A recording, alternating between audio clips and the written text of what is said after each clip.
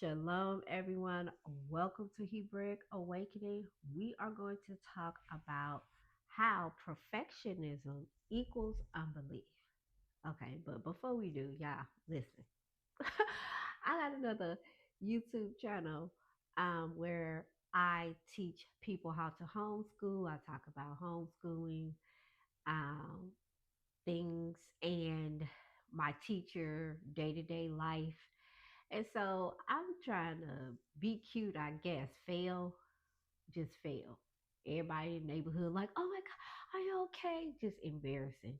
Then I'm back there trying to do a garden video. Got ate up by mosquitoes, so I had to use my pesticide to get rid of that. So, I'm having a day. I thought I'd just let you know before we begin this video. But that plays right into what I'm going to say. You know, I keep going because I come from, a mom that kind of suffers from, not kind of, she suffers from OCD, and it stems from perfectionism, right? And I try to do things on purpose and to make mistakes on purpose so that I don't ever fall into that because I've been raised and groomed to be that.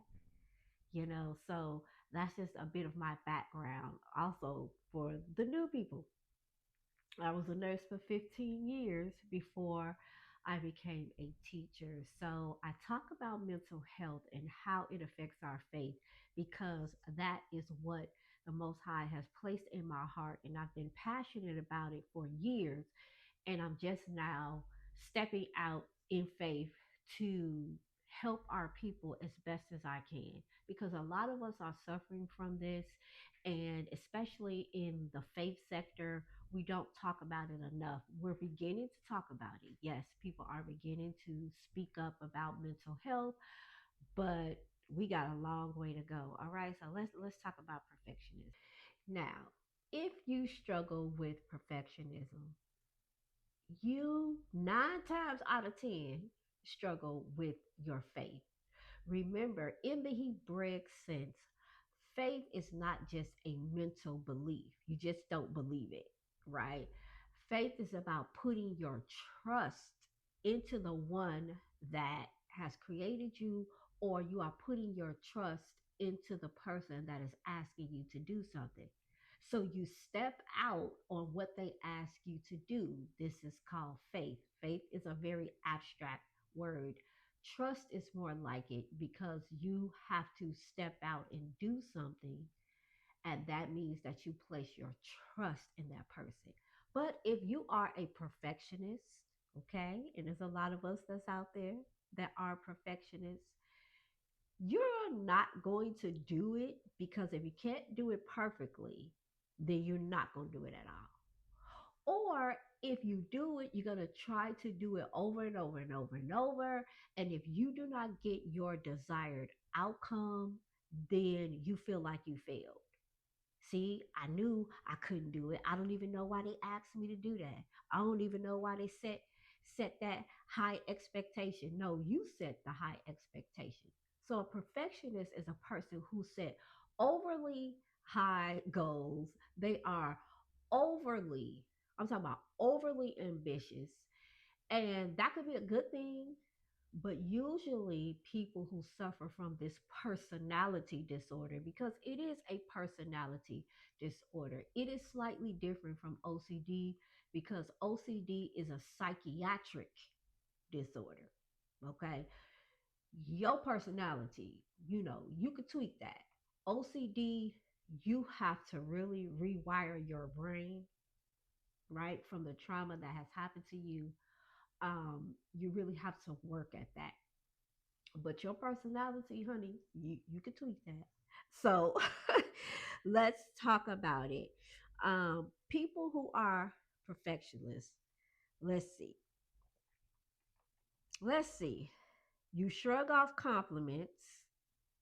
hmm You don't celebrate your own successes. You're overly critical of your mistakes, right? You can be put into three categories. you impose this on yourself, perfectionism, then you impose your perfectionism on others, and you impose your perfectionism on a group of people. And this is what I'm talking about when it comes to your faith, because you are the type of person that you're going to go from assembly, congregation, church, assembly to assembly, round and round the mountain. And it's going to be everybody's fault but yours, because you are overly critical of yourself. You, are looking for these overly high goals that people can't obtain. And then you say, see, I shouldn't have went there. See, that person is this and that. And you need to look at, if you are overly critical of yourself, right? If you set goals that are so high, you probably put that off on other people, and you probably put that off in your community of faith. Just saying. You often compare yourself to others, which becomes toxic because we all struggle with the comparison issue. But you do this all the time, nonstop, comparing yourself to others, and it is toxic. And don't nobody know this but you, right? Because you are overly ambitious, you set out these high goals, you lack creativity. Perfectionist people are not creative, because creative people, we will make mistakes because that is how we create, through our mistakes. You throw out this idea, it don't work. You throw out that idea, you tweak it and you tweak it until it becomes perfect for you. But perfectionists, they're not about to make a mistake. If they do, then it's game over. Everything is not right. It's failed. Scrap it. And that's the reason why you lack creativity, because creativity is free flowing, right? Let's see what else. Perfectionists are failure orientated. Like, because of how you think of yourself, right? On the inside, you don't understand that you're failure orientated, right? And you actually use your failure as a weapon to punish yourself. Yes, I know that stings right there. Um, you secretly know that you're going to fail, and then you're not surprised when you do, right? So you set high or unrealistic goals to punish yourself. You believe that if you're not perfect at something, then you're not good at it, period. There's a difference, because if you're not good at something, it doesn't mean that you can't learn to become good at it. But in your mind, if you're not good at it, then ain't no need in learning it, because I need to be perfect at it. So you don't try. And a lot of perfectionists, they just don't try. And so you're like, why is this person? It's because in their mind they don't feel they're good at it, so, or perfect at it, I should say, so they don't even try. You don't want to experience an ounce of failure, yet you are failure orientated, right? And this is just psychologically punishing yourself. However, this is a personality thing that you can change. But this personality trait, and I talked about this in our mental wellness group, there are personality traits, and I think I did about 7 of them. I have a video on that, on Hebraic Awakening.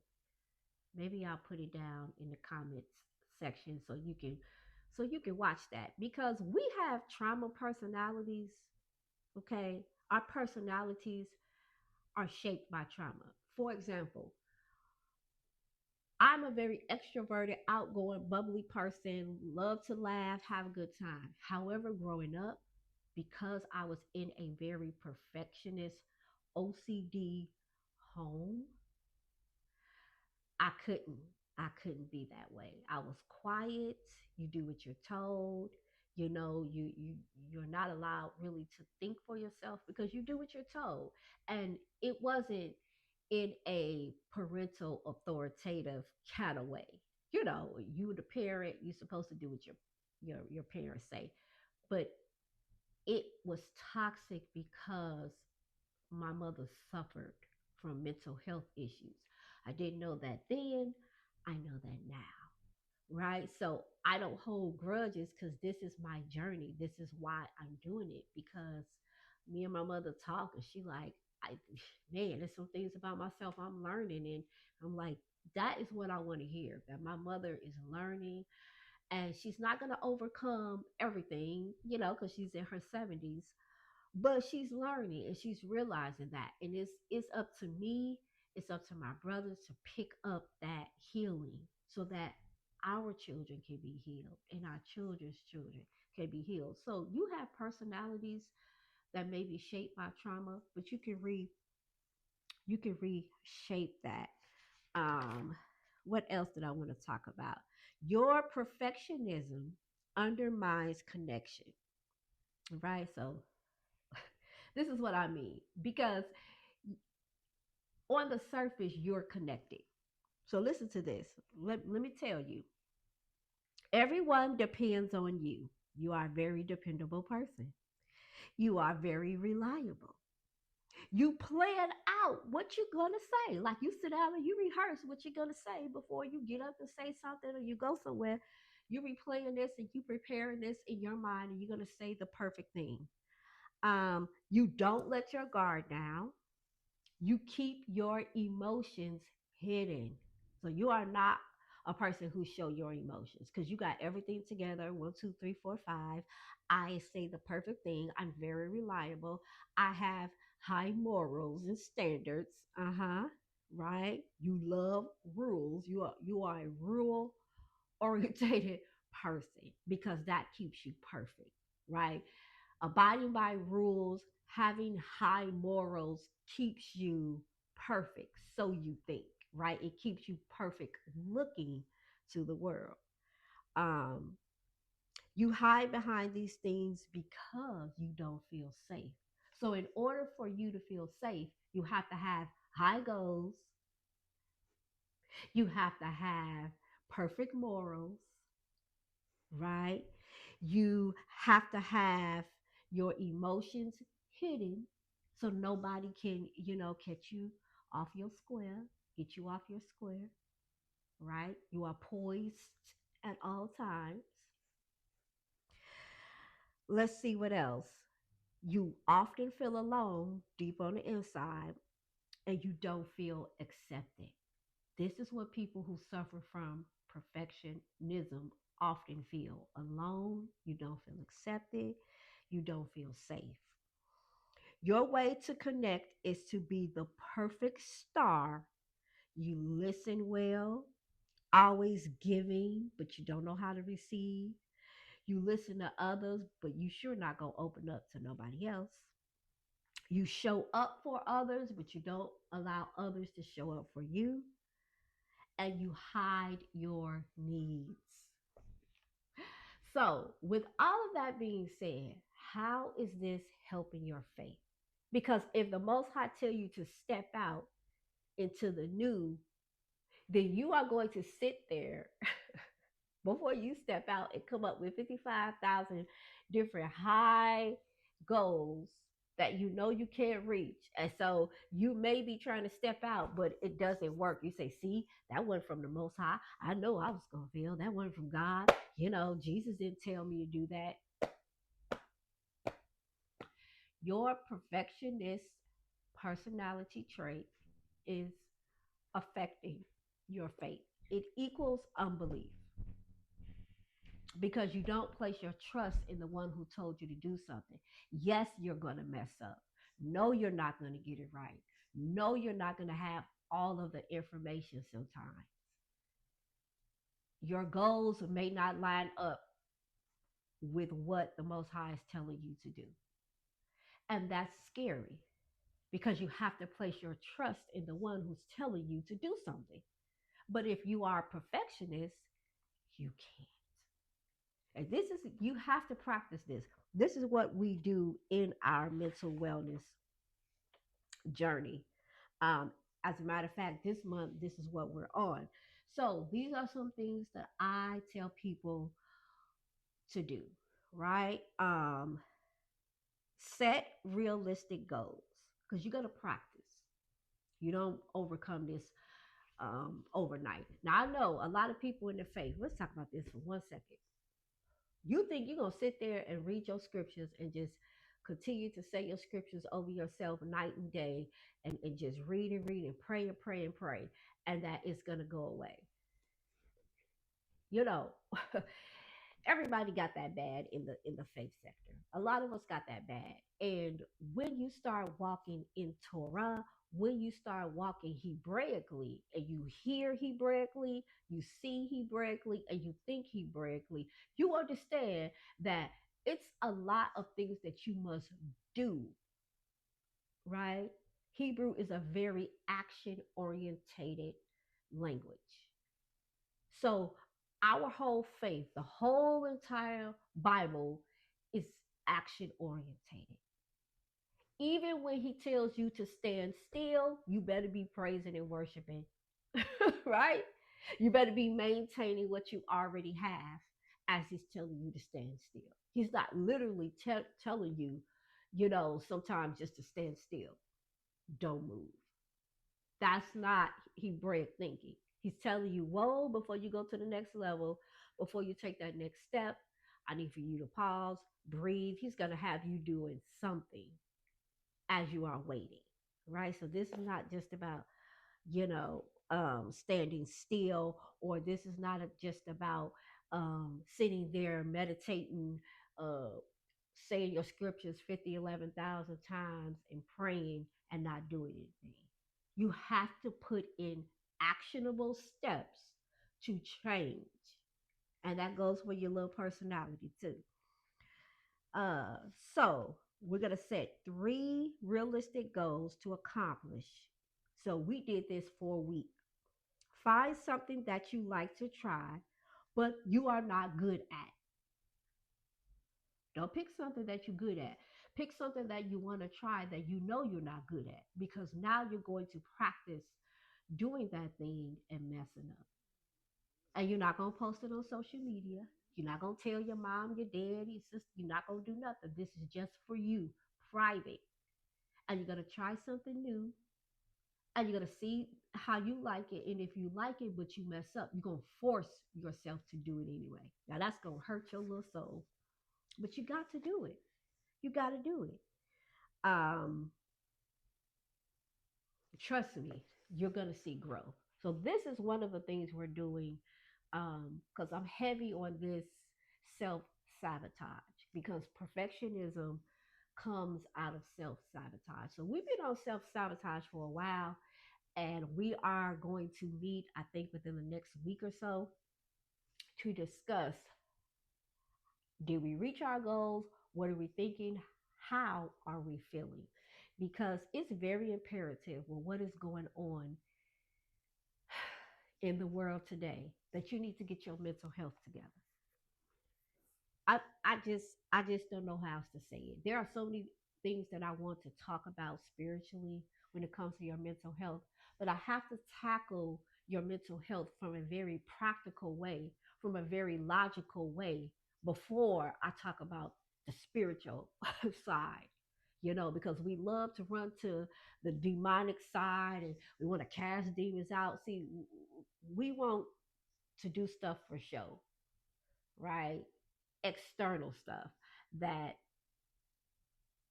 doesn't really solve the problem if you have not put into place practical steps. So many of us who come from deliverance churches where they're practicing delivering you from demons every other day or every other week. The same people come up to the altar every week, but they never taught you practical solutions to keep that deliverance.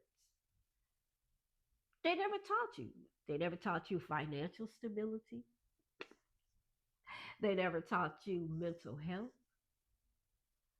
They never taught you relationship stability from a very practical and logical point of view, not the church, highly spiritual, heavily bound, no earthly good point of view that we all got. No matter what, I see this going around and just, ooh, it just irks me. No matter what, women, honor your husbands. Listen, that really hurts us when our husbands are outside of the will of the Most High, abusing us physically, sexually, emotionally. And all we hear is just honor your husband in whatever he says, do whatever he tells you to do.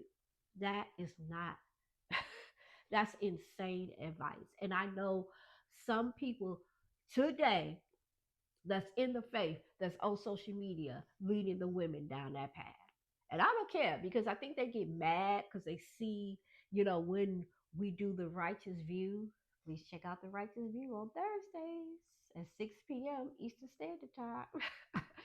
When they see us talking and we are very candid, we're very real, we're very logical and spiritual. But we're not telling you to do whatever somebody says. That go for your church leader, that go for your um, boss supervisor. That you we give some really ill advice. And then we want to do deliverance service, but have no wisdom and have no practical advice that's going to help to keep us free. So if you suffer from perfectionism, you really want to just take that first practical step. Try something new for a week, set 3 goals, set it for the month, and continue that. And you will see relief as you are reading your scriptures, as you are praying, as you are meditating. Okay? So I hope this bit of information has helped you. And until the next video, shalom, everyone.